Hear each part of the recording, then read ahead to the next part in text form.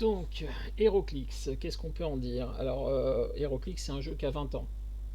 Moi, je l'ai découvert en 2004-2005 et j'ai vraiment commencé à jouer en 2007.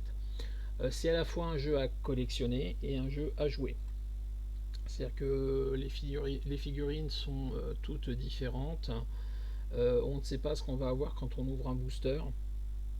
Et on est sur quelque chose qui va donc vous permettre d'avoir une découverte à chaque booster.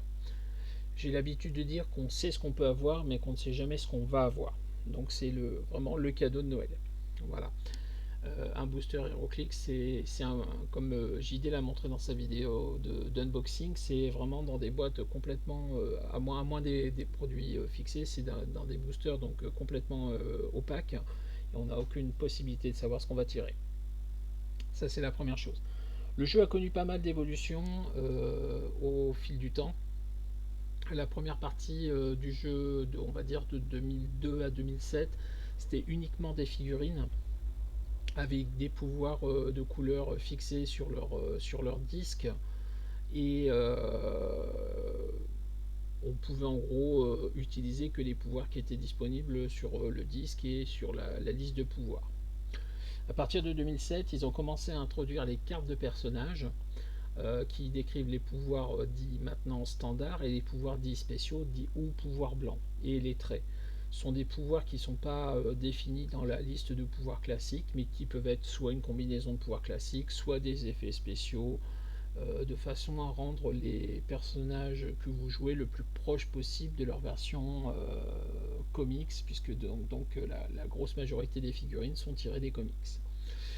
De 2002 jusqu'à aujourd'hui, donc on a eu plusieurs évolutions, mais on reste sur le principe d'une figurine avec un disque donc qui tourne en évolution de partie et avec une carte qui décrit les pouvoirs qu'elle utilise. Un gros problème pour le développement de ce jeu, malheureusement, il n'existe pas en français, il n'existe qu'en anglais.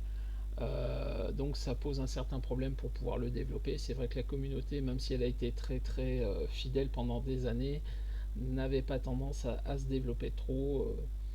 On va essayer de relancer ça de manière forte, si possible, dans les prochaines années, parce que c'est vraiment un jeu génial.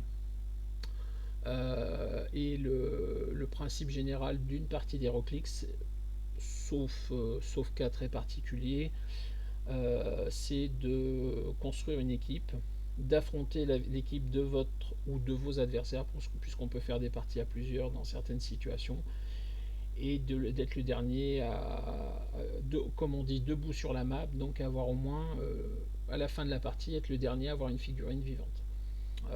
Après, dans des formats plus officiels, il y a des règles pour se départager, celui qui a fait le plus de KO, ou celui qui a fait le plus de morts en partie à plusieurs.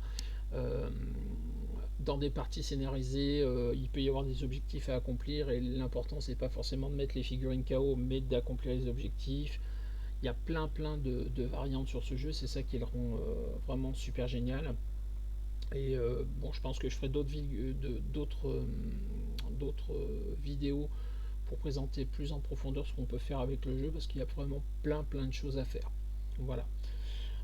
Des formats de tournois, j'en ai fait plein, j'ai fait de l'arbitrage, j'ai fait plein de choses, donc bon, j'ai quand même une certaine connaissance sur le jeu et ça va me permettre de vous présenter le jeu plus en profondeur. Là aujourd'hui on va vraiment se concentrer sur le CD, donc sur l'ouverture de booster et de ce qu'on fait avec. Donc là, on va passer sur l'aspect scellé proprement dit. Et il y a quelques années, j'avais fait un petit message sur le forum français HeroClix, qui est toujours en activité.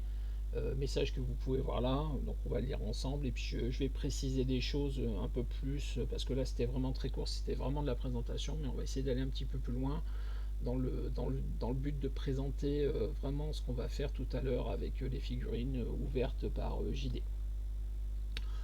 Mon format préféré. Donc c'est vraiment le format que je préfère parce que c'est vraiment, on est tous à égalité avant d'ouvrir ses boosters. On vient et on joue avec son tirage, on part tous à armes égales avant l'ouverture des boosters. Parce que bien évidemment, dans les boosters, chaque figurine étant différente de la voisine, bien évidemment, on peut avoir des tirages qui sont très bons, des tirages qui sont très mauvais, et une fois que le tirage est fait, ben voilà. Hein, le principe du chat de Schrödinger, hein, tant que la boîte n'est pas ouverte, on ne sait pas si le chat est vivant ou mort. Voilà, donc on a un chat mort-vivant et on a un tirage parfait absolument affreux à HeroClix. Voilà. Une team efficace hors scellé, donc dans une partie construite, c'est la plupart du temps des pouvoirs spéciaux qui s'appellent Outwit, Relance, Perplexe, Télékinésie ou TK. Ensuite, on a au moins 2 ou 3 attaquants, dont au moins un à distance avec le plus de portée possible, de la mobilité si possible, du vol pour le transport, de la mobilité avec des pouvoirs comme Sidestep, tout ça combiné de manière efficace si possible. Alors, on va ressortir juste 30 secondes du CD pour parler de manière générale d'HeroClix. Euh, être capable de jouer à HeroClix, c'est très facile. Moi, j'ai tendance à comparer HeroClix aux échecs.